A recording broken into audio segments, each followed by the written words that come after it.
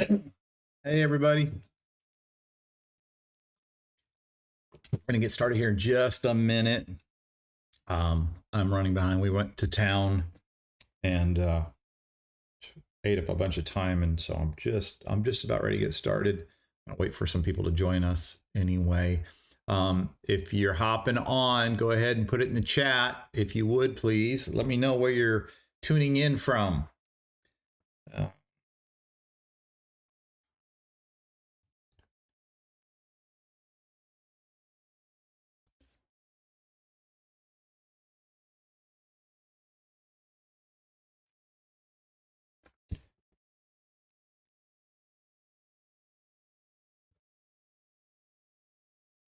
And I hope I remember to go over everything I wanted to go over today.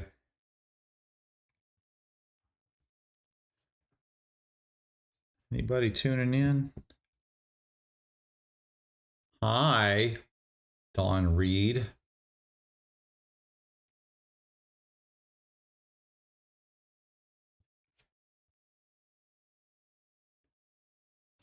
All righty. And I'm going to go ahead and put this timer up here so I don't go long. Try not to. Wrong one. All righty.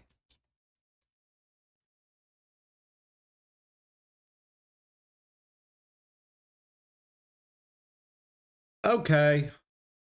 Hi, Jen. How are you? Hi, Jim. Oh, my goodness. Rush, rush, rush, rush, rush. Let's slide this over just a little bit. I'm just about to get started. Fantastic. Awesome. And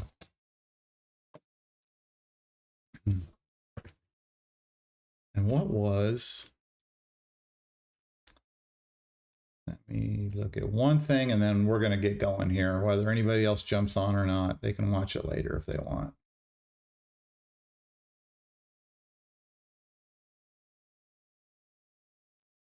Okay. Y'all ready to get started? Here we go. Today I'm going to talk about how anyone can become a millionaire, but most people won't. And how can I say such a thing? I'm going to tell you why. I'm going to use a few examples. I'm going to use myself for an example. Number one, high school dropout, truck driver. I spent 30 years on the road driving tour buses and trucks. When I first got into driving trucks, I would read billboards as I would drive by because I was afraid I was illiterate. That was probably one of the best things that happened to me, because what it did was it made me kind of overcompensate, because I was tripping about like, oh shit, man, I don't even know if I'm that good at it, because I did really bad. Here's something interesting. When I dropped out of high school, you have to go to all your teachers and have them sign you out. I went to my creative writing teacher and she almost was crying. She was saying, oh my God, you're so talented. You're such a gifted writer. And then I went to my English teacher, who said, I'll never forget it, Mr. Reed, I believe this might be best for you. I was failing English. And I explained that one. How do you you're getting an A in creative writing and you're getting an F in English? Because I didn't know how to spell and I didn't know how to use grammar, but I was creative in my expressing my thoughts. So there you go. So I spend my years on the road, self-educating myself, and ended up where I'm at today. That is, we are in a position financially where our money is making money, and enough money that it can pay the bills every single month. And so that happened in the last couple of years. In fact, 3 years. It's been 3 years now, just over 3 years. But when we got to that point, we went from nothing, from zero, from homeless, basically, living in our boat, getting evicted out of a marina, going to a new place, no place to live. We found a new marina that twice expensive as the place we just left. No jobs to be had, and we've got $4 to our name. And we went from that to freedom, and now living on a beautiful island in the Caribbean, off the coast of Belize, in 2.5 years. So that's story number one. Story number two, I'm studying for my captain's license. And I can tell you, it ain't easy. You have to memorize a lot of stuff, and I don't have a good memory. And you have to be really good at math. I'm pretty decent at math. I got that one down pretty good, but I don't have the memory thing. Hi, Wanda. And so it's a little bit of a challenge for me. I know some people who have their captain's license, and I'm not going to tell you who they are. They ain't the sharpest knife in the drawer. I'll just say that. But here's the thing. They got a lot more gray matter going on up here than most people give them credit for. The reason why is because, number one, the way they talk. Number two, they live on a level of poverty that most people would find abhorrent. Their living conditions are awful, just to put it politely. It's awful. And so that you would think somebody who lives like that, who lives like really at the bottom rung, in an environment that you just could not find acceptable, like there's just no way, there's no way, and yet has the mental wherewithal to be able to pass and get their captain's license. What does that tell you? That tells you that it's not that they don't have the capacity and the capability of learning whatever it needs to create freedom for themselves. It's a mental or emotional block that is preventing them from going after it. And we have talked to different people about what we were doing and how we were able to grow, because we don't go out and we don't shop our stuff. We don't pitch. We're not here to sell anybody. We don't give a shit. We're here to live our best life possible and then show people what it looks like, that, you know, living on an island and calling your own shots and doing what you want, when you want, where you want, with who you want, being able to just say, hey, you know what, I'm going to start a live stream or whatever, and just do what you want to do. That's available for anybody. And so when you live that way and you live your life in such a way that people are compelled to say, what the hell are you doing? How are you doing that? It looks amazing. I want to do that too.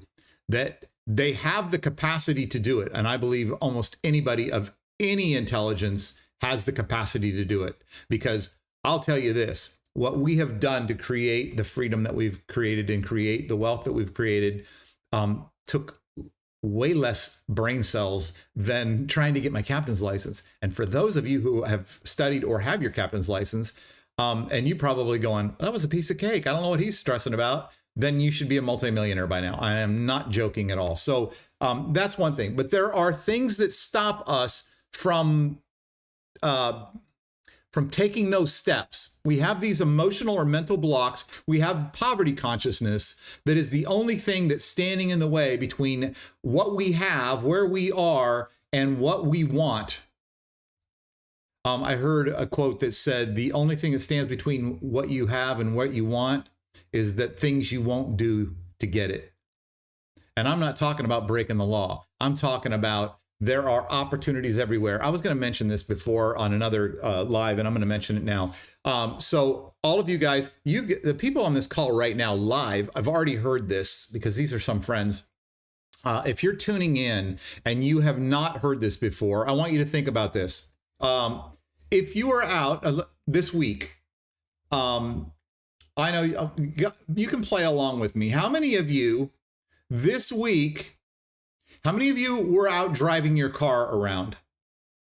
Wanda, were you out driving around this week? I know there's a 15-second delay, so I won't see it as soon as you write it. Jim and Jen, y'all out driving your car this week? Me, yeah. Susan Snyder's on. Awesome. Hi, Susan. Yeah, so you're out driving your car this week. You already know this. So if you're just tuning in and you've not heard this before, you're driving your car. How many red cars did you see this week? Don says cart. We were on our golf cart. How many red cars did you see while you were out driving this week? Does anybody know? Was anybody paying attention? I'm going to say you probably don't know how many red cars you saw. But let me ask you this. Is it safe to say that you probably saw some red cars, right? You probably saw some red cars. Now, but you can't tell me how many. Have no idea. Wanda, is it safe that you say that if you were out and about, you probably saw some red cars? Would that be a safe assumption? I'm going to guess yes. Now, here's my next question for you. If I told you that I would pay you $1,000 for every red car that you saw, do you think you would be able to give me a number at the end of the week? Jen said, wasn't paying attention. So if I told you, yes, if I were to give you $1,000 for every red car you saw, you'd keep on track and you'd have a number for me. Here's the thing, guys. Opportunity is everywhere. Opportunity is red cars. They are driving by you right and left. They're all over the place. Everywhere. But you're not paying attention. They're going right and left and in front of you, and it doesn't mean anything to you because you're not paying attention. So absolutely, Jen, that if you're paying attention and you're looking for opportunities, you will find them. This is what happened to Dawn and I. We were in a desperate situation and we started paying attention to those red cars. We started looking for the opportunities. Not my favorite color. What? Green money is not your favorite color, Wanda? Is that what you're saying to me? You know, I don't want to have $1,000 for every red car because I don't like the color red. So here's the thing. Opportunity is everywhere. But there are things that prevent us from even taking advantage of the opportunities that we see. So I believe that anyone can become a millionaire, but most will not. And most will not because they lack some things. First of all, most people are so busy trying to get a job because they believe that the way you get money is to work for it. Because, and I heard one of my mentors said, people work for money because they don't know how money works. People work for money because they don't know how money works. So they go out and get a job. Here's another problem, another mindset problem that we have. And that is that we do not, let me back up a second. What is the difference between the way the poor, the middle class, and the wealthy, how do they think about money? What is the purpose of money? I will tell you that the purpose for money for poor people is to pay the bills. That is the purpose. You go to a job, you make money so that you can have the money so that you can pay the bills. That is the poor mentality.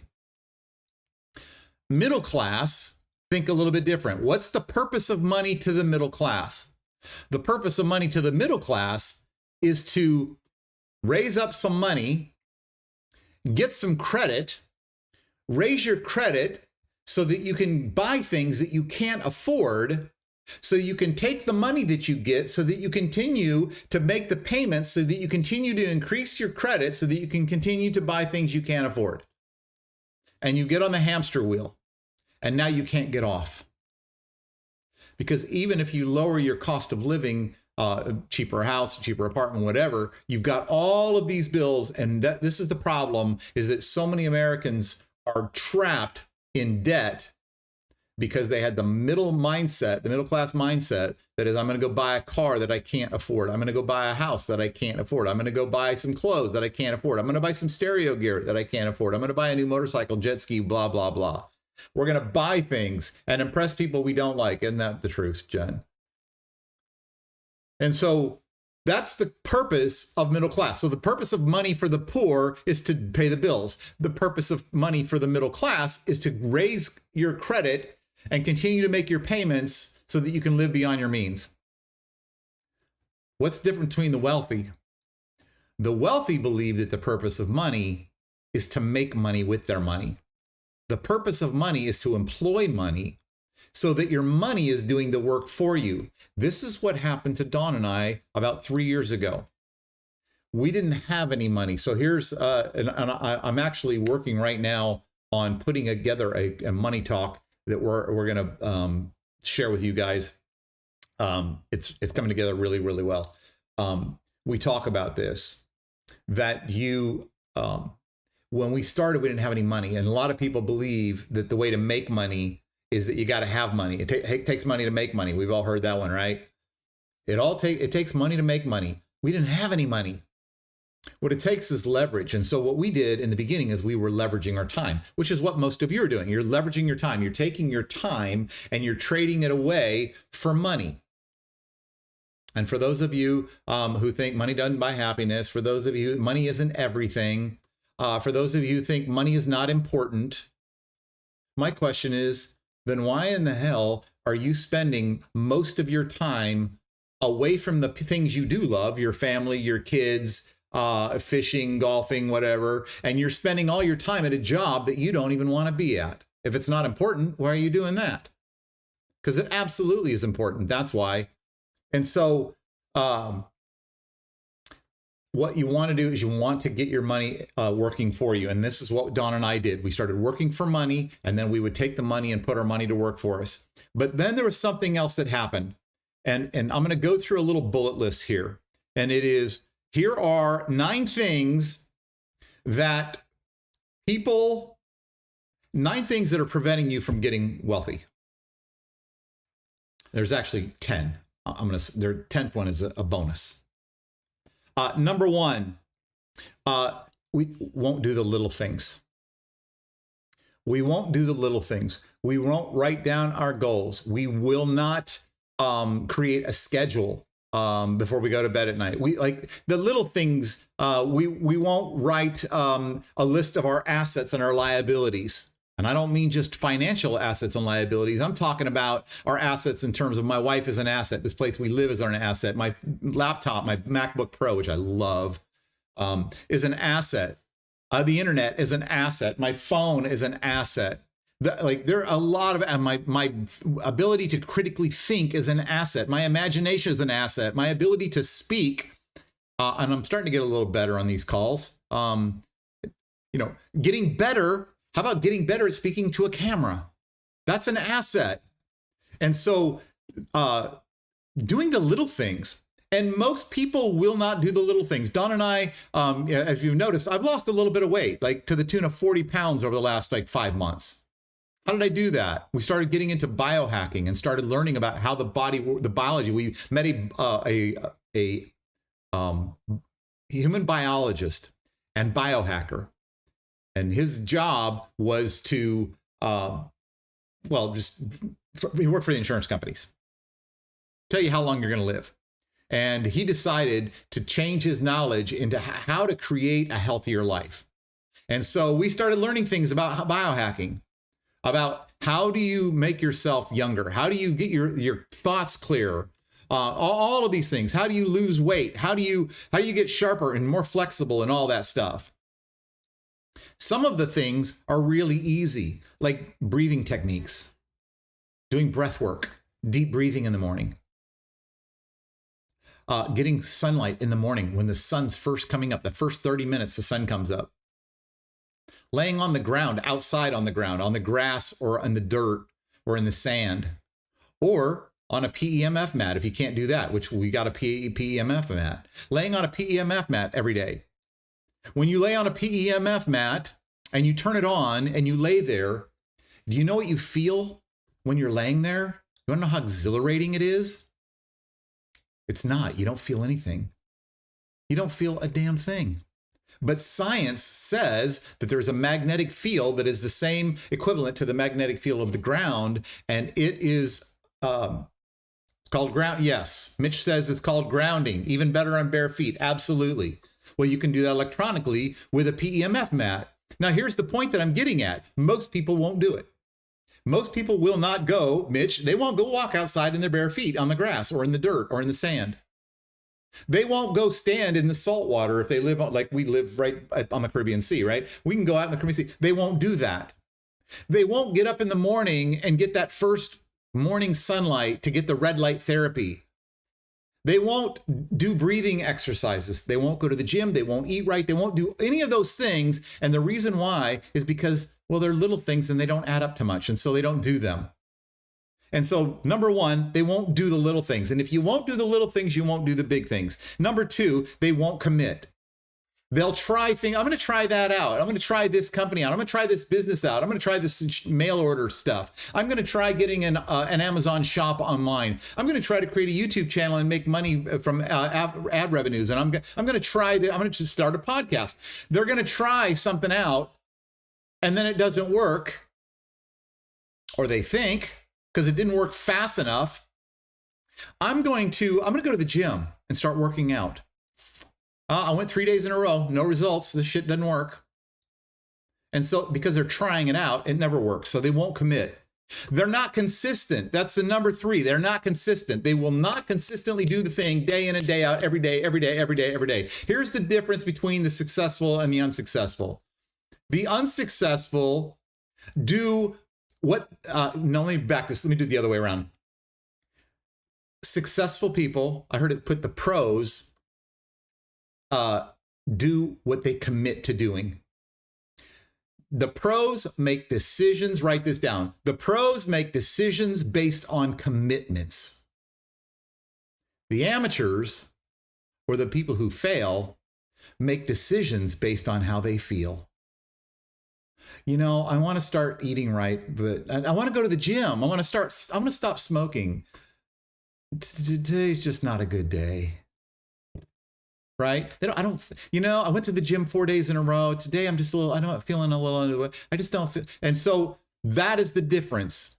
The pros make their decisions based on their commitments. Go to the gym every single day now, every single day. Sometimes it's only 30 minutes. When we started, it was 15 minutes.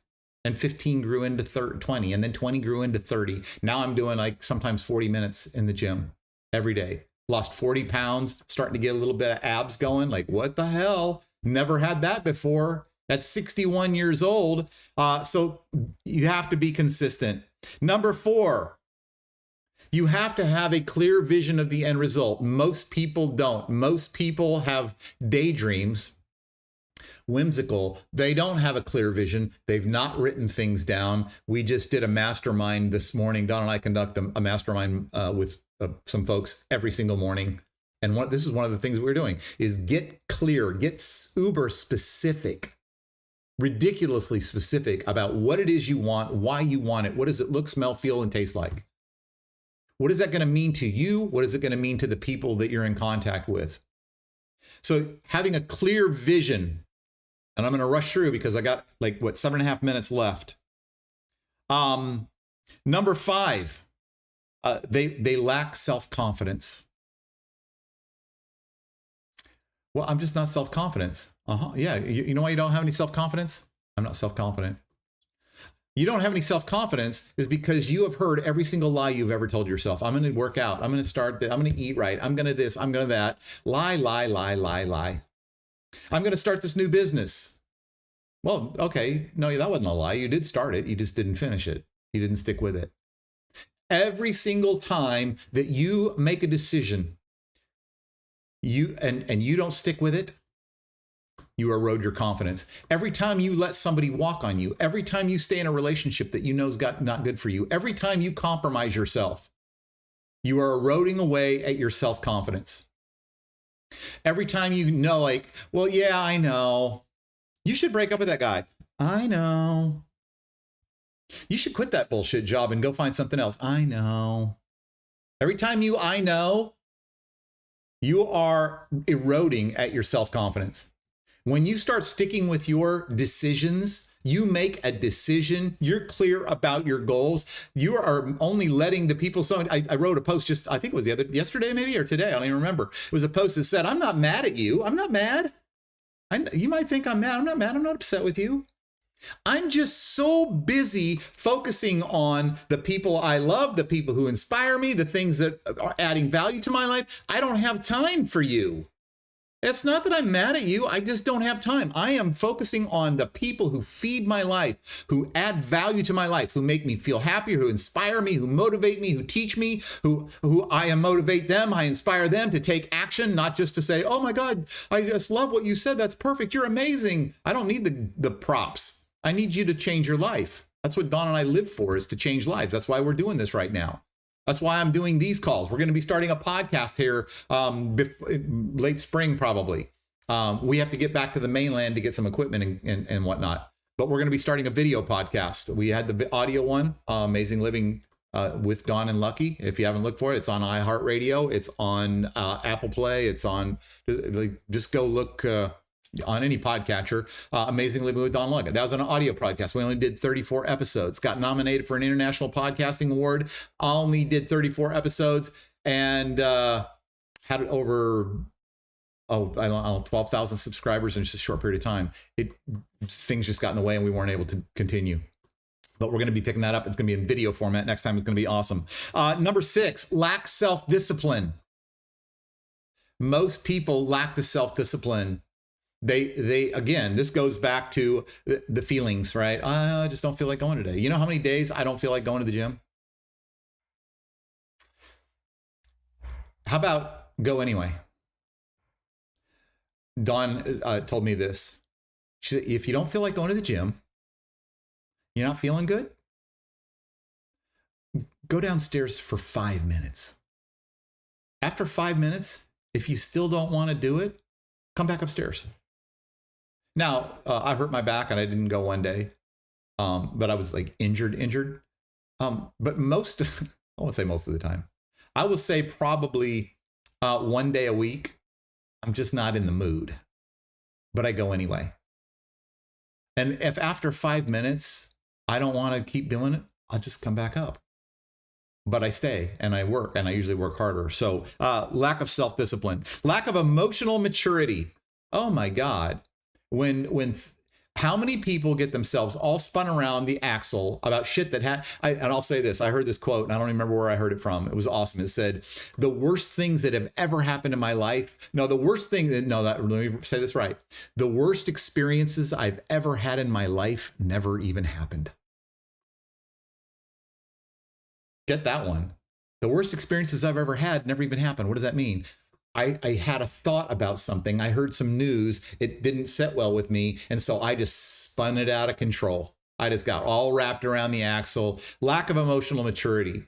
Successful people take the information. Doesn't mean you don't get startled when somebody cuts you off in traffic. Doesn't mean you don't get startled when something happens with your income, but you immediately shift and pivot towards, there's an opportunity. There is no such thing as a heads without a tails, a top without a bottom, left without a right, in without an out, hot without a cold. There is no problem without a solution, not on this planet. When you get your own planet, you can set your own rules. On this planet, that is how it works. There is always an opposite. Everything that sucks also has something amazing in it. Everything that is difficult is also easy. You just haven't figured out the other side of it. That's all.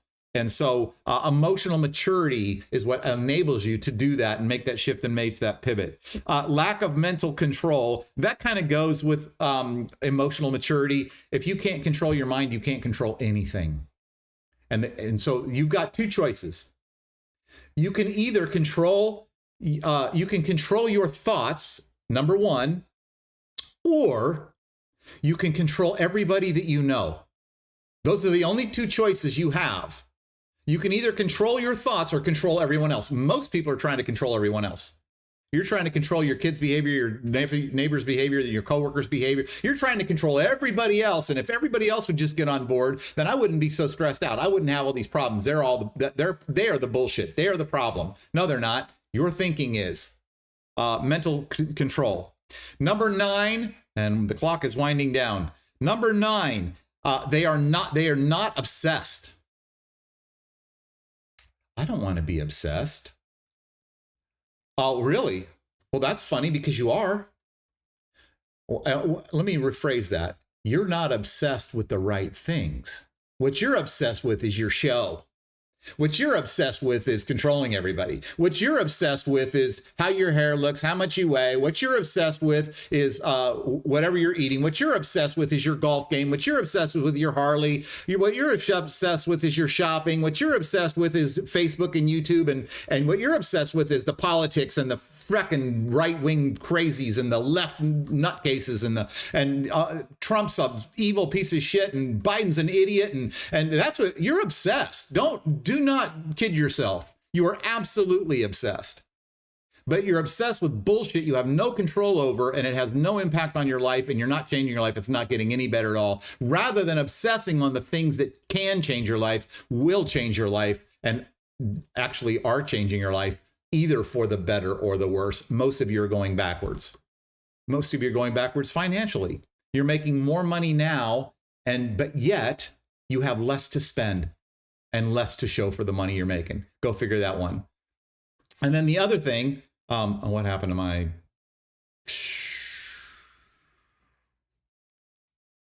Here we go. And this is the last thing. This is the bonus, and I'm going over time again, and I hate that, but it is what it is. Why do most people fail? They could be a millionaire, but they're not. Why is that? I want you to look at this. This is why. Because there's a little thing, and let me get my cursor over here so I can change this. Right here. It's called informed optimism. What happens is, remember the red cars I was talking about? You have a little red car that drives by and you're going, opportunity. And so your friend is in real estate and you're like, holy shit, man, he's killing it in real estate. Man, I need to get in real estate. But you don't know shit about real estate. All you know is your friend's killing it. Or you got another buddy who's in a network marketing company, he's pulling down $35,000 a month and you're going, damn, that's easy. All you got to do is invite people to a presentation. Hell, sign me up. That's informed optimism. Or somebody starts an online store or starts a YouTube channel and all of a sudden they got 40,000 visitors and they're making a couple $100 on their YouTube channel. It's like, shit, that's easy. I'm going to do that. That's what informed optimism is. And then you know what happens? It changes. Now it's called informed pessimism. Now what happens is you realize it wasn't all that in a bag of chips. Oh shit, you mean I got to learn some stuff? Oh shit, you mean I got to learn how to market? Oh shit, you mean I got to learn how things work? Oh no, people don't just flock to your like, oh my God, I got this network marketing company. I'm selling lotions, potions, pills, and creams, and they make you younger and make you skinnier and they make you more beautiful. And it makes you $1 million in 10 weeks. Everybody's going to knock the door down. Everybody's going to jump in informed. That's next. Everybody's going to jump in and you're like, holy shit. I'm going to do this. Nope, wrong. And then something else happens. What is it? It's called crisis of meaning. All of a sudden, you've been doing this for so long and you've been sticking with it and it's not working, but you're sticking with it and it's not working and you're sticking with it and it's still not working. And you're like, oh shit, this is like, and then now all of a sudden you have this crisis. You're like, why in the hell am I doing this? Why? Why am I doing this? This is some bullshit. I don't need this. And then the next phase happens. And what is this? You're right, Don. It was uninformed optimism. Now it's informed optimism. My bad. I got to fix that slide. Now you have two things. Number one, crash and burn. Number two, informed optimism. What most people do at this stage is they crash and burn. And what does that mean? They actually don't crash and burn. They've already crashed. What most people do at this stage is they go, oh, look, there's another opportunity. And they bail. Remember I said about making commitments? You erode your self-confidence every time. You lack self-confidence. You lack a vision. You lack consistency. You lack commitment. But what happens is you have this crisis moment and you're like, what am I going to do? And then you see the next shiny object. You see the next hot chick, right? Any of those have watched, help me out. What's the show? The movie, The Matrix, right? Were you looking at the woman in the red dress? You listen to me, or are you looking at the woman in the red dress? The woman in the red dress is opportunity that keeps coming by and you keep looking at that going, whoa, shit. And then what happens? It starts all over again. We go all the way, back up. Let's go. We go all the way back to the beginning. Informed optimism. a new opportunity. Holy shit. I know the real estate thing didn't work out, but this company is going to work out. My drop shipping with Amazon, it's going to be killing it. I'm going to get in that. Or I'm going to start doing cards. And then you go through this cycle all over again. I got to change it. Uninformed pessimism. You start like now you're starting to see it's like, oh shit, what am I going to do? And then we go back to this moment of crisis. And you either decide to crash and burn, which means actually not crash and burn. It means crash this thing, burn this thing to the ground. I'm going to the next opportunity, and you start all over again. Or you have informed optimism. Now you realize what needs to be done. Now, because you're committed, you're going to stick with it. Now you know that all I have to do is get a little bit better, a little bit better, a little bit better, a little bit better. And then you know what ends up happening?